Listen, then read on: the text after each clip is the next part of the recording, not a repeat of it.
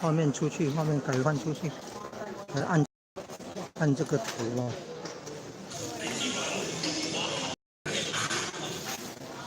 哎，怎么没有办法按这个图？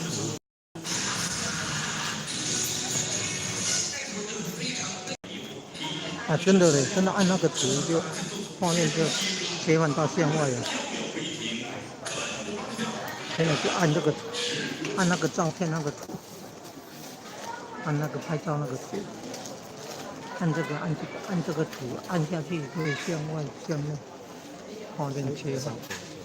嘿嘿。你来看，你来做样啦。你就可以跟5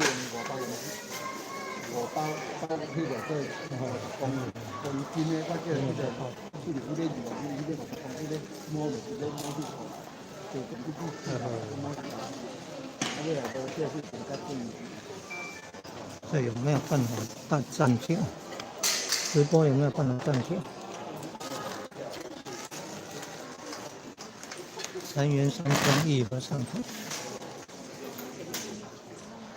直播，邀请到台大教授张老师诗词难审，到达神元山庄义和圣堂演讲。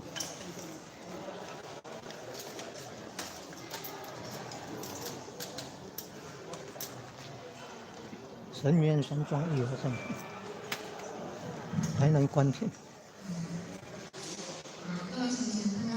附近东边就是台南艺术大学。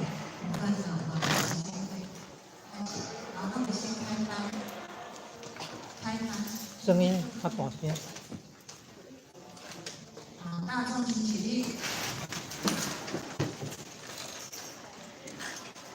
今历107年读经教育研习暨亲子讲座班开时，向国旗老母行3鞠躬礼前到男生1鞠躬，再鞠躬，3鞠躬，昏到女生1鞠躬，再鞠躬，3鞠躬。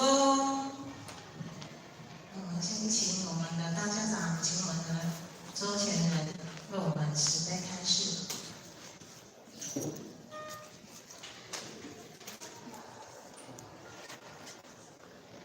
请前人慈悲，前到1鞠躬，昏到1鞠躬，前人早。前人早安。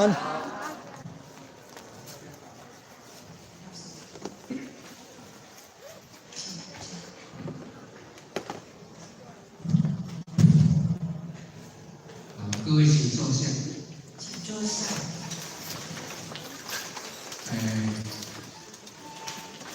张教授，还有张主任，还有我们各位同学，大家早安。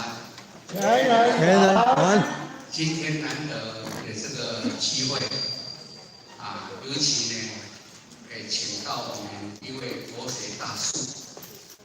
昨天或许跟他谈了差不多1点钟的话，真的，人家学了很多，所以我们今天来这个读经研习，其实我们古人讲一句话：一不走不成器，人不学不知道。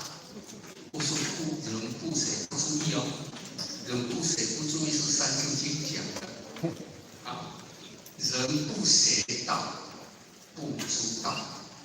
道是什么？大家都知道，因为大家都有道，所以就知道。但是因为呢，我们今天要学什么？学圣人之道。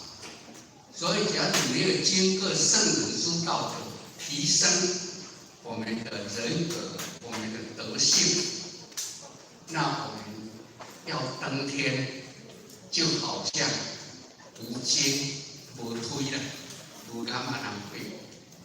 无经要登天无梯，无经，无绕去看嘛所以我们今天透过圣人之道学习。我们懂得越多，要做的越多，爱做这，怎样爱去做，怎咱也无做，咱斋无做，低而不行，跟不知道一样。啊，所以知行要合一，知跟行要合一，一定要去做。那我们今天假如没有这个透过圣贤的学习，我们也没有办法成为圣贤。所以我们今天学的不是一般的学问，不是一般的学问，我们学的就是我们如何在这个人世上能够把圣人之道再弘扬、再推广，就好像我们现在所传播的，我们都说我们华夏文化，其实中国以前它没有叫中国，它是叫华夏因为到了某一段时间才叫中国，所以因为这样，我们这个华夏这种文明是可以了解到圣人的这种文化传承，所以从我们历代的尧舜禹汤文武周公到了我们老子孔子，就把我们中国的文化流传下来，到了曾祖、颜回、曾祖、孟祖，所以我们都有一脉的道统这样传下来。所以我们今天大家有这个因缘，有这个机会，也希望好好的大家共同努力因为呢，过去圣人讲一句话，说没有那个蜡烛，没有蜡烛不能照亮光明所以我们今天学这种文化，是要照亮我们内心的世界，所以这种文化我们不可以不学习。但是呢，你内心是不是有一个光明的心，这很重要。所以照那个蜡烛，怎么蜡烛，就是要剃度黑暗。学经典，就是要明道理天然的人心，使我们每一个人的人心都能够回归到本来善良的人之初性本善。这是我们叫做什么？叫做返本归元，也是返璞归真。我们真的假如学到无知无义，跟小孩子一样天真，那这样才真正的让人家了解到我们自性本性是这么天真的。所以老人咱囡仔囡仔挺天真也可爱，天真才可爱，没有天真就不可爱。那老人像我们这摆我那口干差不多安尼真天真，所以老人叫天真有当时我们食饭尾袂记起来你别在那袂记起来，忘了所以呢，假如你当然会忘了是咱的记忆啦但是我们的真不能忘所以因为这样呢，我们今天难得请到我们张教授这个国学大师他要跟我们大家互相学习，那或者就祝我们各位，也邀请各位大家好好的吸收，好好吸收张教授要来一处挺困难听说他在大陆忙不开出所以今天我们请他特别拨空来跟我们大家来互相研究，所以希望大家真的能够把张教授的这个智慧，我们大家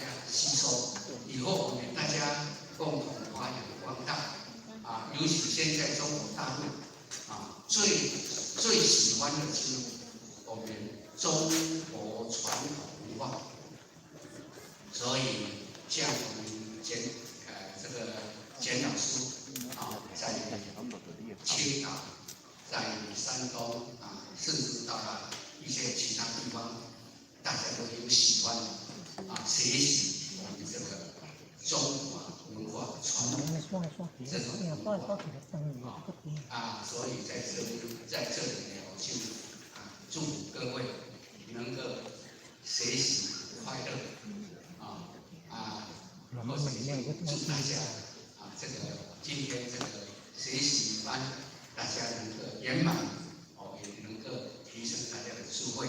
一方面，我们在这里大家先首先感谢我们张教授还有张夫人，我们先拍手，非常辛苦或者在这里感谢我们张教授、张夫人能够来到我们 B 单位来跟我们开示，谢谢各位。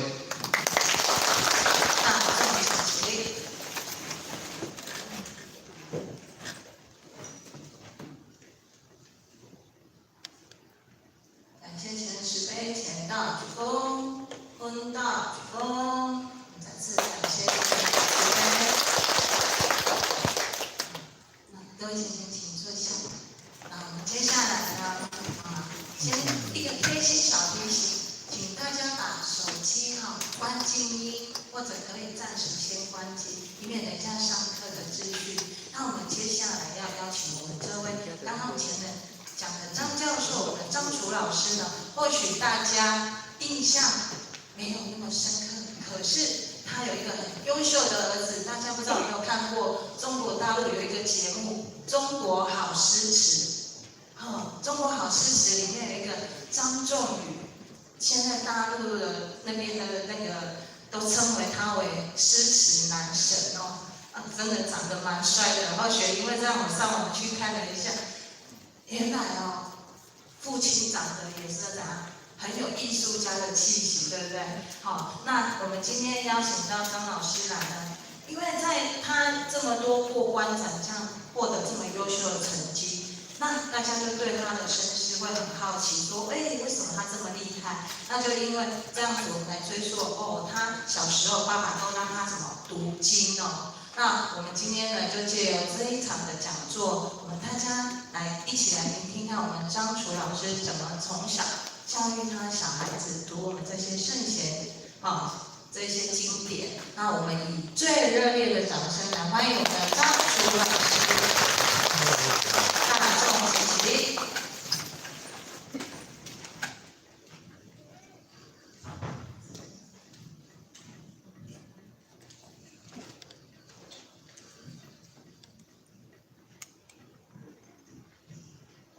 我们请我们的张老师慈悲来前道鞠躬，婚道一鞠躬，张老师好，请坐下。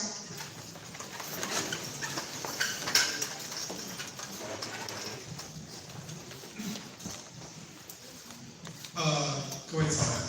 今天非常高兴能够有机会来到3连3。我昨天晚上到了之后呢，前人特别拨空，然后跟我聊了1个多小时。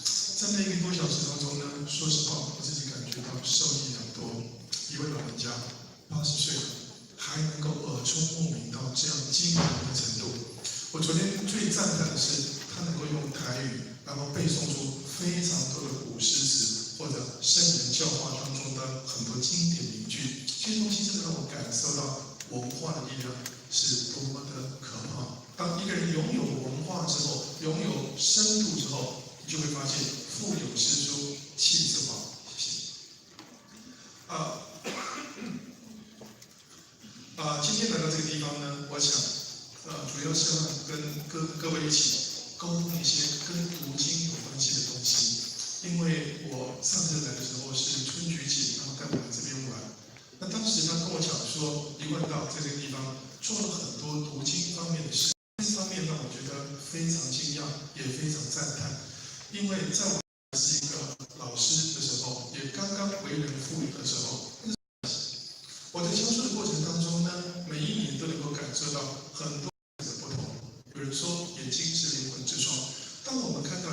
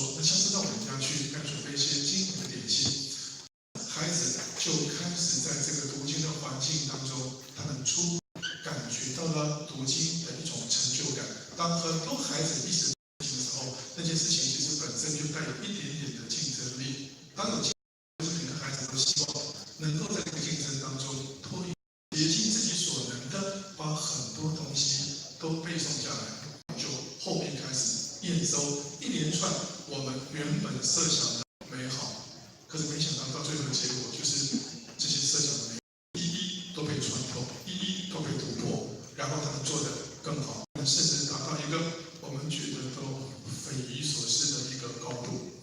刚刚主持人提到的《中华好事实》这个节目，那个时候我陪我儿子去做最后的总决赛的时候，说很多人可能不信，就是包括最常见的背诵的材料，就是唐诗300首、宋词300首、元曲300首这些作品之外，另外还有一些新诗，另外有些新诗是大陆的新诗，还有一些国学常识当中非常重要的一些重点，这些东西都必须在最后那个阶段呢去做补强。我印象最深刻的是决赛的前5天，那个时候我要求孩子，我儿子当时做的一个进度是，每一天我们要背100首的诗词曲，这里头80%都是新的东西。对很多人来讲，一天要背100首，简直是天方夜谭。可是儿子最后做到了，所以我后来就在想，他为什么能够做得到？那做到的原因又是什么？其实我想原因很简单，是因为早期打的那个底部太厚实了，而且早期因为打那个底部很厚实，造成了他的整个记忆门呢整个打开，而且背过很多诗词曲的人都知道，就是当唐代的诗人写下的这些东西，写下的这些情感，运用了这些典故，运用了这些优美的词藻，各位，然后宋代的诗家，他们就看到了。他们就会从唐诗当中汲取他们要的这些养分，然后灌溉到宋词的天地当中。那元代的曲腔也从唐诗、宋词当中学习到了更多的这些美好的文字，所以他们呢就会从这些美好的文字当中脱胎换骨，然后再演化成自己所要诠释出的那些感情。这些感情基本上是一致的，就是人不管从古到今，从黄帝、颛顼、帝喾、尧舜禹汤文武，一直到民国，每一个时代的人，他们的喜怒哀乐的起源，其实都是那些因为这些东西让我们兴奋，因为这些东西让我们悲哀，因为这些东西让我们喜悦，因为这些东西让我们沮丧。古往今来，人类的情怀其实都会因为相同的一些情绪，那么表达这些情绪的时候，我能有什么词语可以运用呢？我能有什么美好的词藻，然后加上丰沛的感情，可以让我的读者，可以让我的听众，同时达到那么深层，甚至更深层的感动呢？那就是一个这些东西的浸润，因为这些文化的浸润，让一个孩子开始变成了一个会让人赞叹的对象。我相信各位听过一句话，叫做“腹有诗书气自华”，对吧？一个人肚子里面只要有东西，就会发现他的气质会变得非常的美好，而这种美好，它就是一种文化的一种感染力。借由这种感染力，别人就能够感知你在内心当中所形成的那些文化底蕴，而这些东西很自然的，它就会赢得尊重。我很少使用名片，因为我都觉得，只要你跟我谈过话，你就应该会记得我，不是因为我有胡子，你没有。而是因为当我在跟你谈话的时候，你会感觉到，对这个人的品词用句，可能跟我之前看过的我老师不一样，可能之前跟我谈过话的那些长辈也不太一样，所以他会愿意听你说。那我也一直在不断的反省自己，一直不断的在想，我还有什么方式可以让自己借由这些方式而能够达到一个更大的提升。所以我一直觉得学习是一条终身都不能够停止的路。所以为学其实就如逆水行舟，不进则退。我想这个道理大家也都明白。在今天呢，这个读经的讲座开始之前呢，我想借由下面这段小小的影片，其实这段影片不小，它蛮长的。中国好事实大概要5季了，在5季当中，曾经有过不少的一个选手上台去挑战，有人成功，有人失败，但是到目前为止，这应该是纪录，就是单一个选手在一个节目当中独自占走了90分钟里面的59分钟，应该是史上第一人。好，那为什么？因为我的话很多。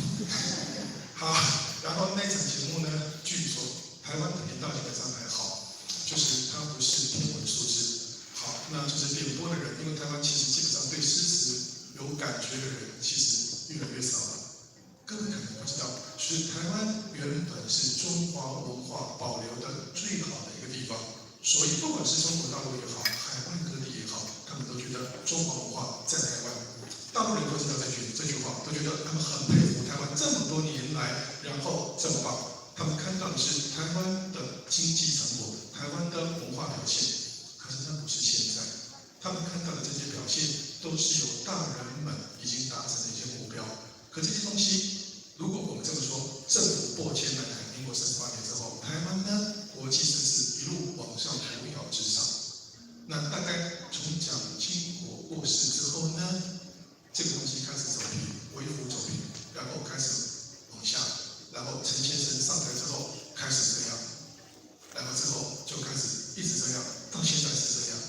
我教中教34年啊，这34年里面，我每一年都从来到我面前的学生他们所表现出来的文化力，让我感觉到这个力量的急速消退。我这么说好了，我现在教的学生是18岁的学生，这些学生有从高中来，有从高职来，然后这些孩子的能力，他一直在往下掉，从来没有反弹过，股市跌再深都会反弹，对吧？各位，这个问题是。台湾的语文能力是一条不归路，一直都在往下走，而且角度越来越陡降，不是陡升，没有反弹的情况。我现在在教书的时候，我觉得很多孩子到了这个年龄了，他们展现出来的文字能力，甚至只有以前我刚进这个领域的时候，小学4年级、5年级的程度，大概都比他们好。他们现在很多字都不会写，你现在上课稍微用一点幽默一点的方式，他们听不懂，领会不出那个幽默。然后很多字他们不会写，很多成语他们不会用。可他们是我们的未来，他们是台湾的期待。可这些人呢，情况越来越严重，他们却浑然不觉。浑然不觉的原因是什么？因为旁边的人都一样，物以类聚。当旁边的人都一样的时候，你就不会知道自己其实已经处于多么不易的一种情况之下。那我的个人的感觉是，两岸情况其实完全不同。因为中国大陆已经因为文化大革命，然后呢达到孔家店，唾弃这些文化思想，所以他们为了要达到更容易统治，他们让人民变笨。因为人一只要变笨，他就不会反弹，他就不会反动，然后他们就易于统治。所以其实我为什么要做焚书坑儒，道理在这里，对吗？为什么毛泽东一开始要这么做，原因也在这里。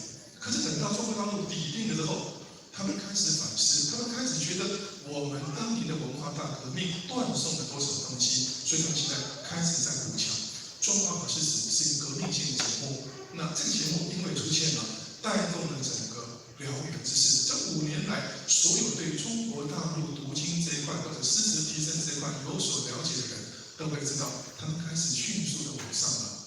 我刚刚听说何必要练815？好，那这些跟儒家有关系的东西，跟孔子有关系的东西呢，在中国大陆他们也开始兴盛了。然后我去美国的时候，他们告诉我，在美国现在将近有100所左右的大学都开设了所谓的孔子学院。在澳洲这个土地，55所大学当中有30几所都已经开办了孔子学院。这些孔子学院有一些是学校自发性的，有一些就是中国大陆官方或者民间企业捐赠的。就是我给你建筑物，我给你师资，我给你内容，我让你们了解中国的伟大背后有多么重要的文化思想。那些思想让正要借由这些东西的提倡，而让世界认识中国。因为中国的文化博大精深，我们何其有幸在最早期提升这些东西，而让台湾带来这么强的一个竞争力。可是我们多么不幸，那些美好的东西逐渐要离我们远去了。因为现在的孩子，我说的不是所有的孩子，大部分的孩子，现在你问他诗词曲，让他随便挑10首，然后来背诵，你就会发现绝大部分的孩子其实都做不到。可是在中国大陆，我姐夫曾经长期在中国大陆耕耘，他有一次出差的时候回来带了一本书，薄薄的口袋书。那个口袋书里面虽然薄，因为那本纸很薄。所以里面呢，大概有300多页，300多页里面呢，包含了最重要的诗词曲的一些内容，以及中国核心古文里面大概有将近50篇左右的东西。然后这些东西呢，全部加起来那个量是非常惊人的。可是他们在很多小学当中，他们要在6年级以前就把整本书都背完，整本都背完。那你想想看，就因为他们能够这么做，这一代的大陆孩子、年轻的孩子，他们开始展现出什么惊人的一种表达能力。所以我跟我太太常常去中国大陆，以前我们常常去中国大陆玩，我们也去北大，也去清大找。然后在北大的时候，我们听到很多孩子，他们谈的都是：你觉得我的学习方法有没有什么问题？你觉得我的逻辑思考还有什么地方需要补强的？你为什么能够在什么地方表现得这么棒？是哪一些东西提升了你？你可不可以告诉我，跟我交换一下这些经验？然后他们问教授也不是问课堂上的东西延伸出来的很多人生运用，他们下课都在谈这些东西。可是我们台湾的年轻人，我们下课谈什么呢？哪里有特价？哪里有打折？哪里可以 K 歌免费？哪里有赠品可以拿？有没有好？所以你有什么 A 片比较好，可以交流一下。那好，然后谈的东西很多东西都是这些东西。上课的时候呢，你睡你的觉，然后我聊我的天，我玩我的手机，大家都不太理会学习这回事，大家都不太在意晚上我要如何利用那些时间去补强。我女儿曾经到北大，然后去做交换生。她那个时候当交换生的时候，其实她有非常好的条件，因为在台大有一个分数的指标，就是借由这个指标，你的分数达到几分，你就可以选择国际知名的学校，然后来交换。她当时的成绩，那个分数大概是全台大学生里面的第1名，她可以选择全世界任何一所名校去交换，可她选择的是北大。我问她为什么，她告诉我说：“爸，因为我觉得我的未来的人生方向一定会跟港中台这3个地方有非常密切的关系，所以我希望能够到中国大陆去，然后能够跟一些最优秀的年轻人建立一些连接，也让自己取得更多一些的人脉。”我觉得这个想法非常好，我们就支持他这么做。然后去了之后回来，他告诉我，他最深刻的体验是，北大的学生真的不一样。就是在我们这边呢，对我们很活泼。当然，我女儿的环境，因为她在北一女，在台大，所以这一路走来，她看到的是台湾前1%以内的精英。所以跟这群人相处的时候，他会觉得这群人其实没有什么问题，大家都很好。可问题是，台湾不是只有那一群人，台湾有更大、更多的一群人，他们其实已经失去了自主能力，他们其实已经失去了反省能力，所以他觉得这个部分其实问题很严重。可是他在北京看到了另外一个我觉得不可思议的现象，我不晓得各位能不能够感受到那样的一种环境。这件事情除了我女儿之外，我听一个大学教授讲过，我也听我另外一个学生呢，要决定他考上北大3个科系，可以选北大医学系，可以选北大气管，可以选北大法律。然后他呢，当时就觉得他要先去看看，他爸爸也是个大学教授。看完之后，他决定放弃，他觉得在那边他会疯掉。然后他回来跟我讲的，跟我女儿讲的事情完全一样，就是这个地方我们在台湾，我们可能会打电动玩到凌晨3点4点，对吧？好，然后再精疲力尽的去睡觉，隔天睡觉睡到自然醒，晚上打电动打到手抽筋。好，这是很多年轻人的共同写照。可是在大陆不是，他们可以在冰天雪地的零下19度的温度，北京可以到这种温度。我女儿去的那一年就是遇到这个温度，现在零下2度3度那是非常常见的事。可他们可以在那种温度当中，在北京大学宿舍里面12点，他们就强迫熄灯，所有的地方全部熄灯，除了那个走道，就是楼梯，它不是这一楼，那几层楼，那除了楼梯间保留灯光之外，其他的地方全部熄灯，甚至包括厕所都熄灯。然后呢，晚上他们就12点之后就到户外来，就很寒冷，非常可怕，刺骨的寒风。他们抱着自己的大女被，然后坐在楼梯间，整个楼梯都坐满人，然后读到3点多，读到4点，而且不是期中考、期末考才这么读，他们平常都这么读。那为什么他们要这么读呢？很简单，大家很多人说有很多富二代啊，但问题是，请问富二代可能会很多吗？当然不可能嘛，他们以大陆人口数来讲，恐怕那是1000万分之1的人才有机会成为真正的富二代。那其他不是富二代的孩子，他们怎么做呢？他们在大陆有一段话，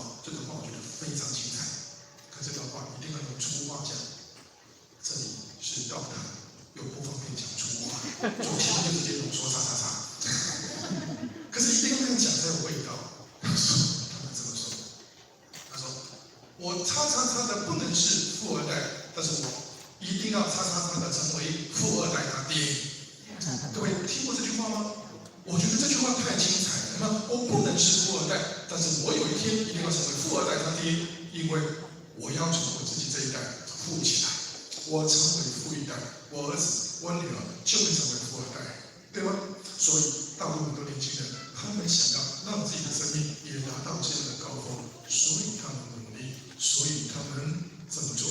我有一年去杭州，去浙江大学找我个朋友，他当时是浙大的教授，他上课的时候请我跟我太太练习，然后听他上课，我说好几年没听你好好讲话了，让我看看你的风采。结果他说好好好，欢迎，我们就去了。去了之后，他上课上了5分钟，然后就设计我说远从台湾来的张楚老师，然后今天来到我们的教室，我们来听听他的分享。结果变成我上去了，我这一上去就讲了2个小时。好，然后在2个小时当中呢，我发现很多年轻人他们上课的时候不但专注，而且做笔记，只是一场由课外人士来的一个讲座，他们却勤奋地做起了笔记。中间我还看到前2排的女生当中，很多人都在我讲的过程当中动容落泪。后来我问我的朋友说，他们几个是不是成绩表现特别好的？他说眼光很厉害，他们就是这个班里面的学霸。然后我后来发现，中国大陆现在真的不一样了，他们现在学习的气氛已经整个都上来了。后来他甚至告诉我，台湾以前到美国去留学的人口数，大概是中国大陆的100倍。为什么？因为我没有钱，他们没有钱。那么除了极少数高干子弟能送出去之外，其实没有什么人有这种机会，对吗？好，然后现在不一样了，我们台湾现在在美国留学的人口数可能不过才3万人，可问题是中国大陆呢，现在已经有200万的人，然后在那个地方做精深的学习，硕士或者博士的研究。各位想象一下，这200万的人数，他们一旦达到学习的阶段性目标，成果得到之后，他们是不是绝大部分其实都会回归到中国大陆去？对，然后他们会变成中国大陆的生力军。这一群人在中国大陆把他们称作海归派，这些海归派回流了，而且海归派很快的就成为接班人，很快的就会变成一个企业的骨干。而这一群新血轮骨干加入之后呢，中国的经济就更加有竞争力了。可是，在此消彼长的情况之下，我们这边看到了某一些小腿。各位在过去这么多年来看到台湾的经济表现，真的是蔡英文所说的20年来最好的现象吗？我想只有疯子才会相信这样的话，对吗？极少数企业我相信是的，可是绝大部分的企业并不是如此。我们其实看到了很多问题，而这些问题都有待一个东西的改善，才有可能扭转这整个结果。那个改善就是教育。所以我觉得我对今天在场的各位能够努力去提倡读经这件事、阅读这件事，我深感佩服。我更要告诉各位，你们做的事情是对的。如果你们能够不断的去强化这些事，那么未来就有机会看到台湾有不一样的竞争力。我们不知道我们能为台湾这个宝岛尽多少心力，可是我们知道，我们就算改变不了台湾这个经济环境的大宇宙，起码我们可以燃烧自己的小宇宙，让自己从个人的力量出发，然后希望看到优点呈现，由线成面，然后台湾开始出现了非常大的一个革命。那个革命是新的革命，是灵魂的革命，是知识的救赎。我觉得这是我们这一代其实应该做的事。我们不应该用太多的言辞去谴责我们的下一代，他们的确出现弱化的现象，可是这不是他个人的原因了，是整个社会大环境，是整个台湾社会教育大环境的一些改变。那因为这些改变，让这些孩子无所遵循，他们只能够走在那一条他们其实自己也不知道正确与否的道路上，然后踽踽前行。他们不知道他们前方是否真的会有曙光乍现的机会。可是我们知道，只要我们肯在这个过程当中多陪伴他们，然后多牺牲自己一点，然后我想他们其实会看到世界真正的样貌，他们会知道自己真正的实力之所在。那我想我们一起来看一小段影片。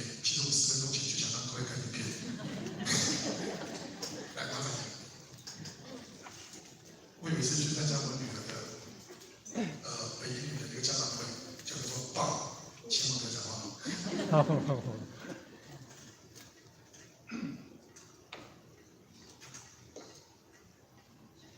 俺走过，那雪花。刚刚看到是郑注意老师，你横烟浪，老去情怀犹作天涯响，空惆怅。少年豪放，莫学衰样。我们既然还是古人，青词丽句有长处，就需要学习借鉴。因此，杜甫的文学主张是不能一味推崇古人，一概否定今人。请问，杜甫在西北六绝句中是如何表达自己的这个思想的呢？不薄亲人，爱古人，青词丽句必为礼。对吧？历史上有很多思念妻子的诗作，北雁来时岁欲昏，思书归梦杳难分。锦童叶落池河尽，一夜西窗雨不闻。这是欧阳修4年题诗之作。请问诗中化用了李商隐哪首作品的哪句诗？不知道，提醒你西窗。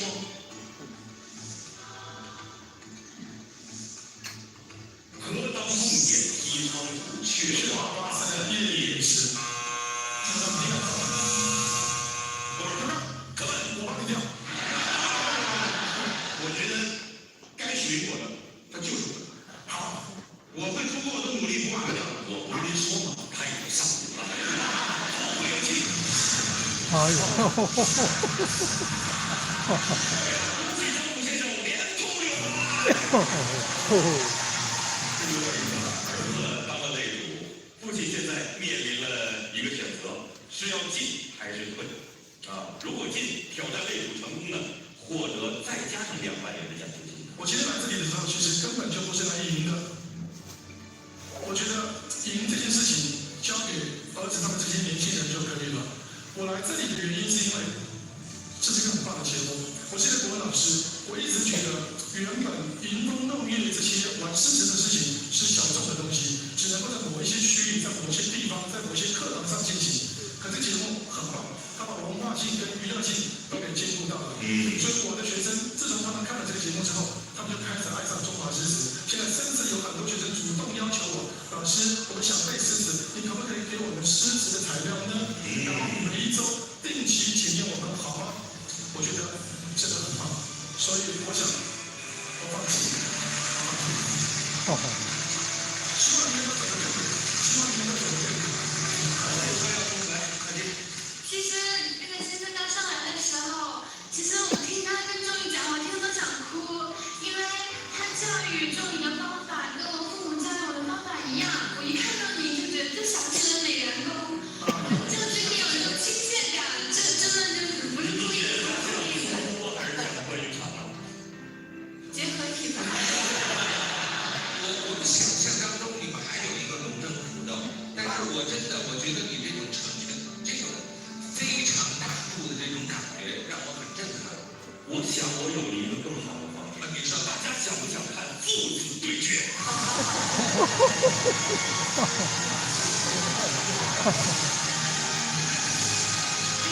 父亲叫来聊聊，来看到把决定好，看到把决定，可以了。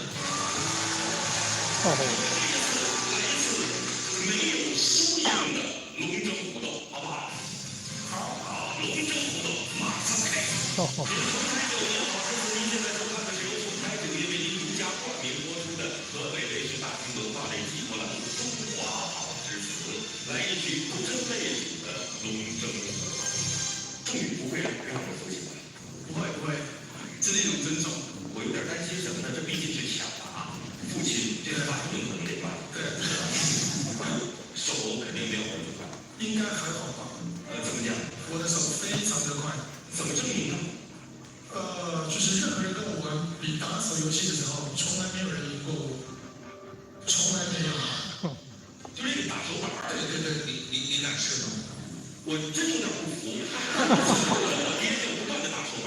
真的。来，我摸一下。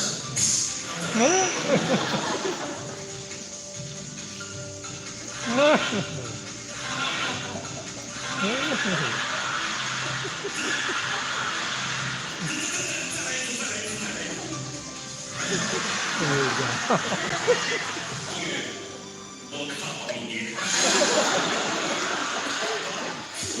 死斗，现在开始。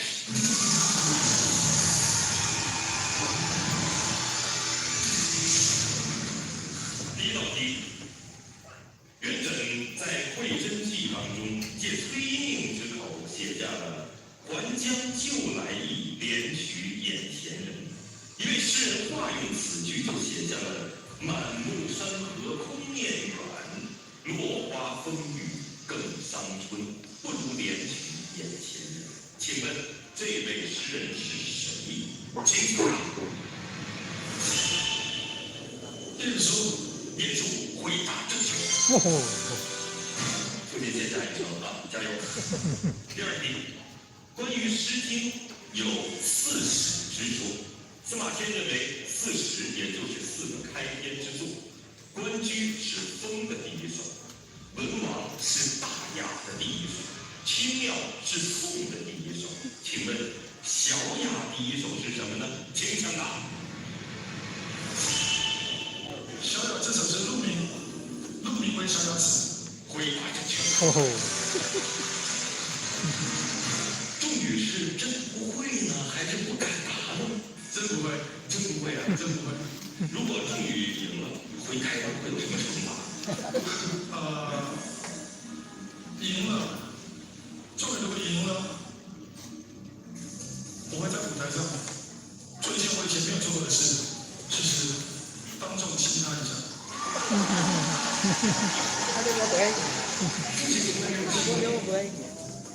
真的吗？那我可不让喽。第三题是个图片，我们先欣赏一幅画。这幅画是清代画家石涛的《杏花图》，图旁有一把“红杏枝头春意闹”之句，世人怜之至今。余因写题赵玉指，愿以未老之春光，留思墨之，非特鲜艳，且一仿比冰雪。请问，上面提到的“红杏枝头春意闹”出自谁的哪首作品？请抢答。宋琦，玉楼春。回答正确。下一题，明朝的梅之焕在某位著名诗人墓前凭吊的时候，写下了“来来往往一首诗，鲁班门前东大府”。请问梅之焕他凭吊的是谁呢？请抢答。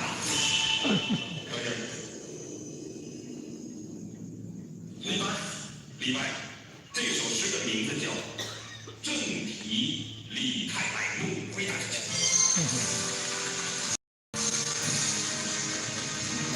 下面一道题呢，会说出一个诗句，这诗句里边我会空出两个字，你们谁答下来要写出这两个字。这道题是这么说的：李白的《将进酒》一诗，诗中写道：“陈王昔时宴平乐，斗酒十千，字什么什么呀？”请抢答。斗酒十千，字班逊。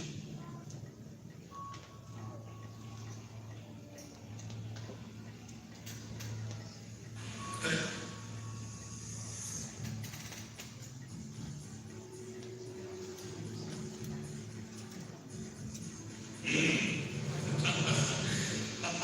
字写的不是特别好看，现在心里如荒草，正确吗？大家是？因为我们地域的原因，所以那个“欢”呢跟你们那个繁体字不一样，但是是对的。对，回答正确。江城子密中出猎，书写了苏东坡渴望报效朝廷的豪情壮志。请问左牵黄右什么什么呀？请抢打。天皇左天皇右擎苍，好，擎苍二字。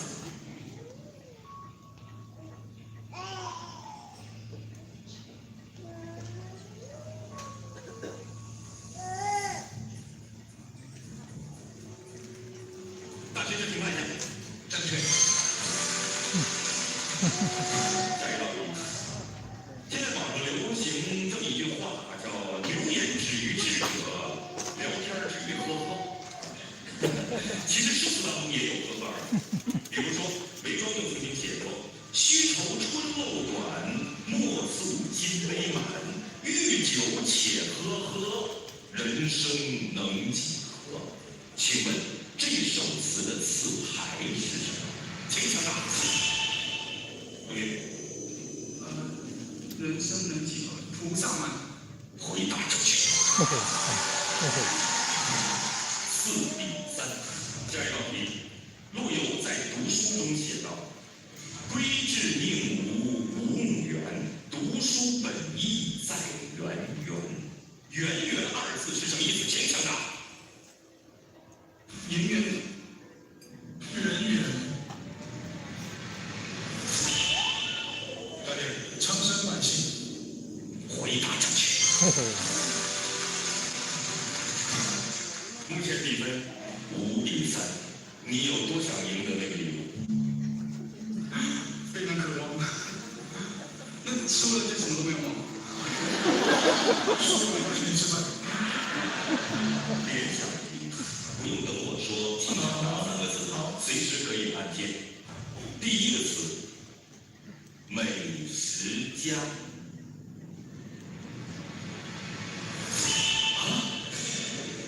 苏东坡，错，他是个美食家。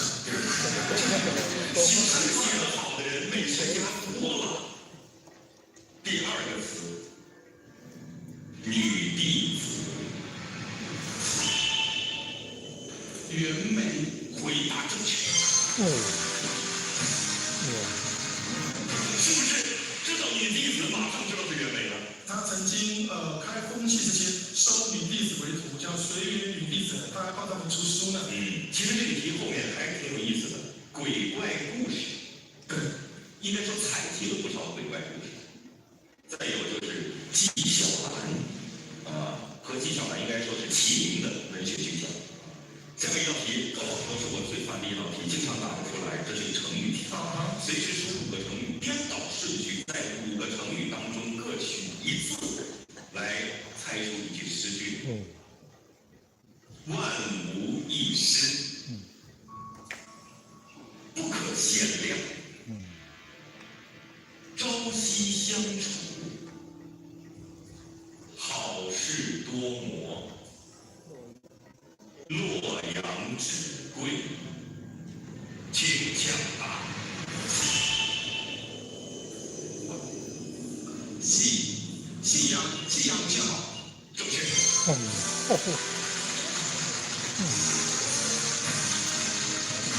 评分数字，将于2代，5-5平。下一题，依然是成语题。大惊小怪，悲欢离合，好色之徒，触目伤怀，老马识途，请抢答。注意，老大徒伤悲。正确。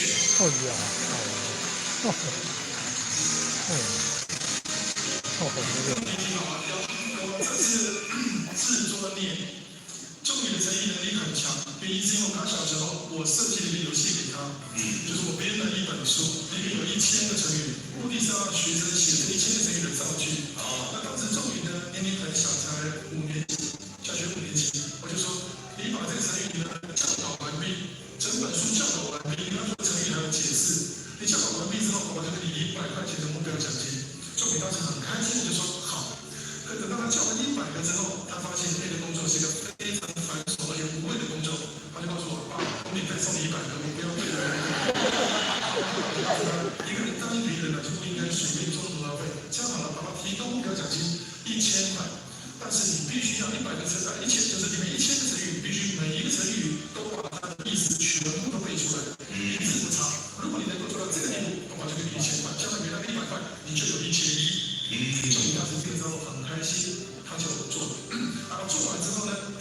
做导演的时候到10大题，他在第8题的时候犯了一个小错，有一个词他没有讲对，我就说我们说的是一字不差，你错了。他说那这就没钱了。我说爸爸，再给你一次机会，你下一次回答15道题，如果你可以答对，爸爸就给你这同样目标奖金。这个游戏一直玩了4遍，一直到最后25次的时候，就是我问他25题，他25个成语每一个都能够答对，而且对答如流，然后我就把这个钱给他了。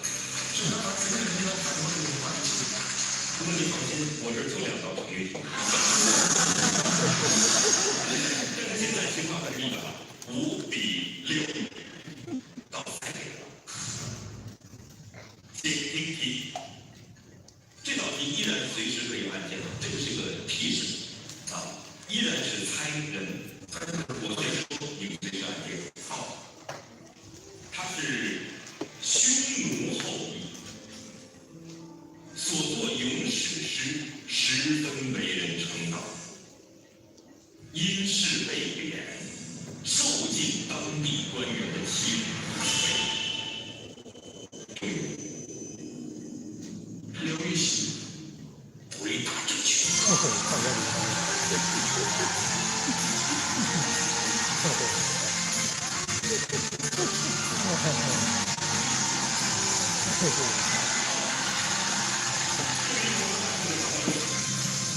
我终于聊这一天了。没有，我觉得，妈妈，我觉得这些成全啊，它不一定是那个也是天我，就是我的渴望或是我对这样的期待，真好。能不能把话筒给妈妈，让妈妈说2句？除了我夫妻以外，我最爱的2个男人，我真的以他们为荣，我真的很爱他们。姐姐去年曾经来北京大学交换，她交换的成绩是全台湾大学的交换学生成绩积分第1名，她可以选全世界任何一个学校。可她认为她未来的工作重点是要为两岸3地的人民谋最大福利，所以她毅然选择了北大。我在补习班的很多同事，或者我的学生已经成为学校老师的，他们都认为我们家2个孩子很精彩、很棒，是因为我的功劳。可是如果没有一个母亲，她能把自己的工作放下，我太太是一个工作能力其实很强的人，甚至比我强的人。可为了照顾这个孩子，她把工作完全辞掉了，她把所有的时间都放在孩子跟我身上，所以我真的很感谢她。然后如果能够预约来生，老婆，我还想再去1次。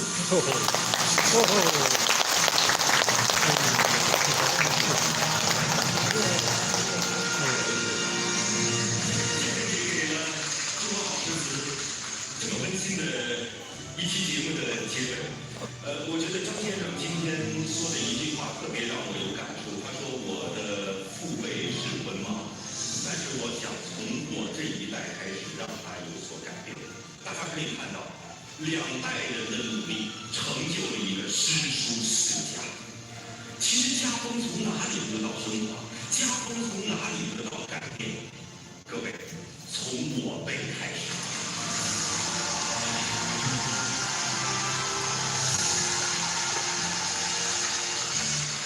下期节目中登台挑战的选手依然。太好棒，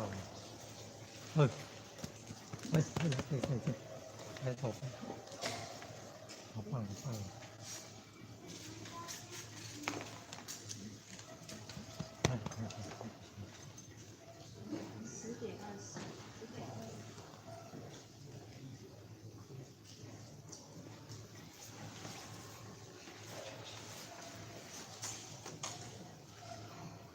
好，不好意思，我也不是要求。跟孔子，我觉得孔子感人。我有一次去小学的时候，幼稚园学生跟小孩子一起，然后他们看到我的时候，就每个人都大喊：“孔子来了，孔子来了！”我就想，干嘛赶孔子怎么会来的呢？我就回头看看他们学校的孔子铜像，真是我。那个相似度90%。好。刚刚各位先看完了这个视频，那这个视频呢，当你在中国大陆播出的时候，所有原来的中国老师的节目然后在非常短的时间里面就已经破100万点阅率。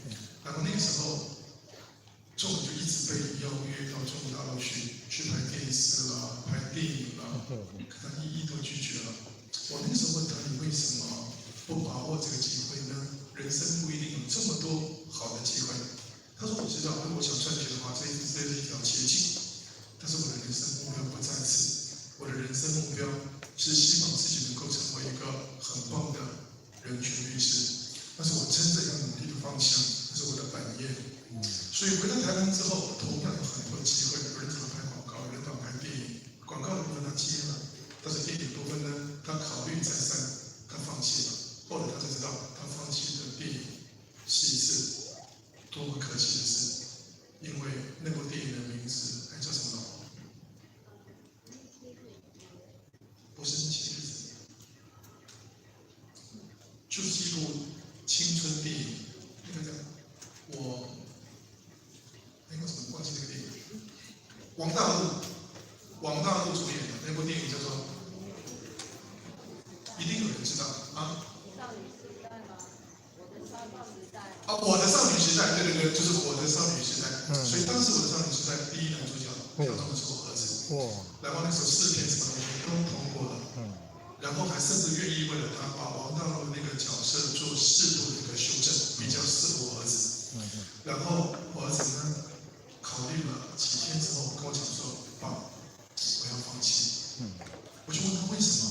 这是有几乎刘德华过戏，并没有刘德华。他很喜欢我。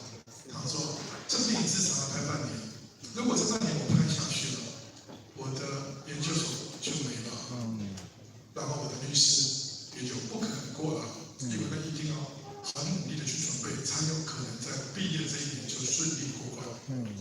结果后来他放弃了，放弃了之后他知道，哇，这电影红到什么样的地步。可是后来问他说：“你后悔吗？如果再来一次，你会怎么选择？”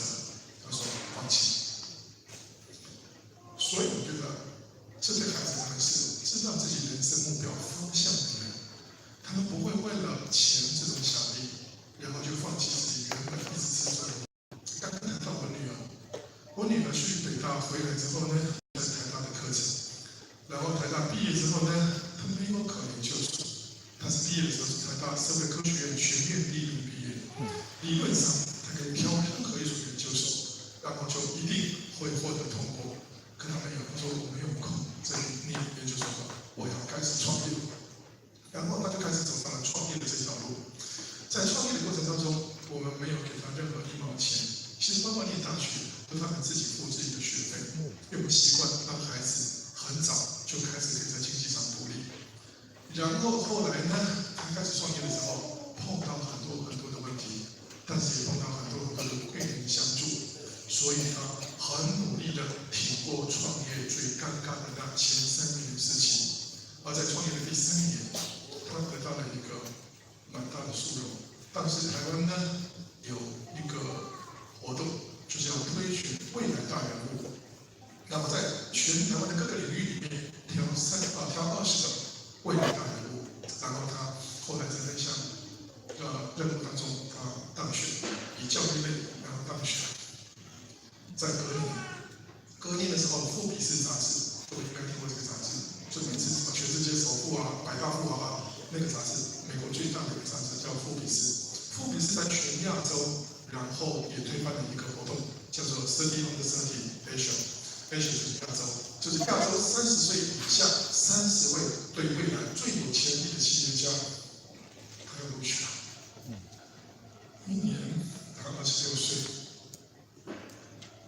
然后26岁的后半段，11月的时候，新加坡又有一个很大的杂志，然后办了一个4 Under 40，就是全亚洲40岁以下最成功的40位企业家，他又录取了。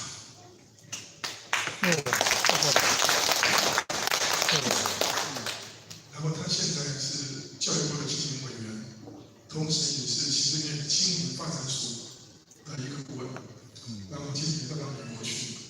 美国办了一个就是全亚洲大概只选中国3个、台湾3个、香港3个，然后去美国呢接受一些 NGO 组织，就是非营利组织的一些交流跟学习，全程6个礼拜，全程免费，所有东西我们都提供，还甚至提供生活费，这是一个多么好的一个机会。结果他这次又拿到这个机会，所以刚刚我们在开始之前，他从美国打了一个电话给我们，我没有接这个电话，我们刚刚已经准备要开始了，所以他才刚刚接了这个电话。我们其实都很开心。我女儿呢，很多人都我怕各位误导，因为很多人呢看那个节目之后，后来就问我说：“张老师，你都用钱去诱惑孩子，100块、10块、1000块，然后我从来不给孩子零用钱，我1毛钱都不给他零用钱。我从小就告诉他们，如果你希望自己拥有自己的财富，那么有你自己的能力去取得这些财富，而且我要训练他们，就是知识就是力量，知识就是金钱。你只要能够掌握知识，就会发现你会拥有很多生命的奇迹，而且孝顺父母最好的是就是把书念好，把知识的基础打好。现在证明这个话完全是对的，他们一路的过程当中都不用再花任何的钱了，然后都是他们靠自己的力量，然后去打拼，然后去赢得自己的未来。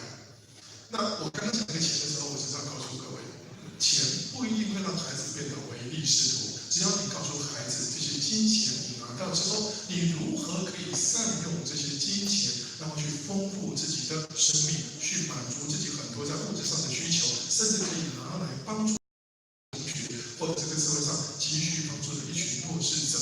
你有了钱之后，你有了能力之后，才能够提供给这些人的，然后他们就觉得很有道理。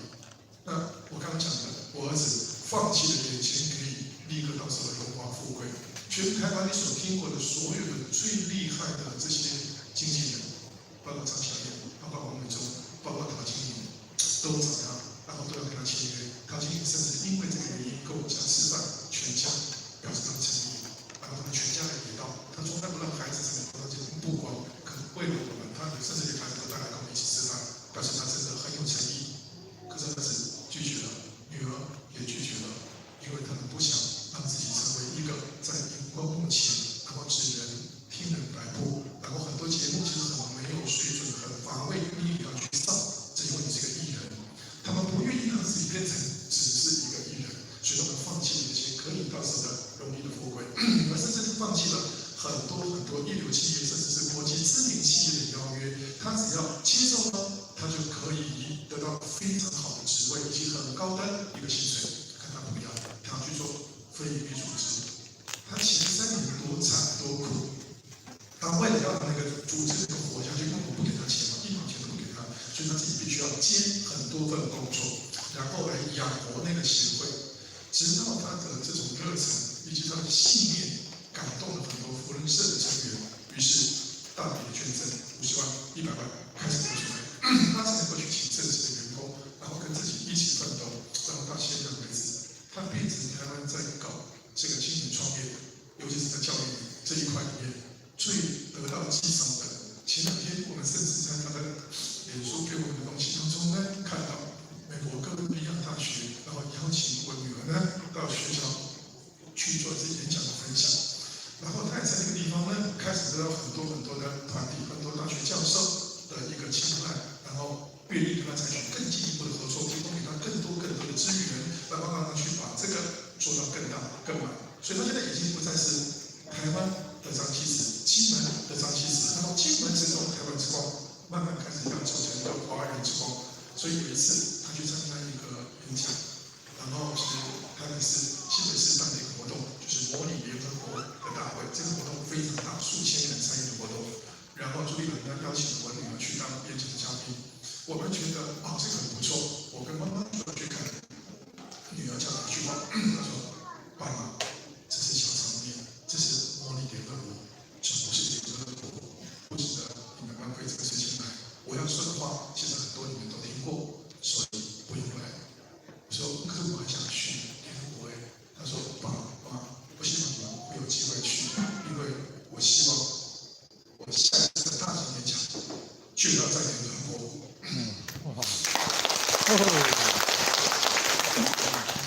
以前我会觉得说这不可能的事情，对吧？可是我不知道为什么，我相信那一天可能会到来，因为台湾有个女孩叫做刘安平，她曾经受邀，她做了一个协会叫做 Pitch for Taiwan， 就是为台湾而教的一个基金会。然后他得到了联合国的青睐，请他去演讲。3个礼拜，我跟太太去参加女儿跟刘安婷的一场华山民意广场的一个活动。安婷就跟我讲，他说心情真的很好。然后他们2个人走的路其实都很像，就他们2个人都曾经得过很多的殊荣。我刚刚讲的那些奖项，刘安婷也刚好都在他前1年得过。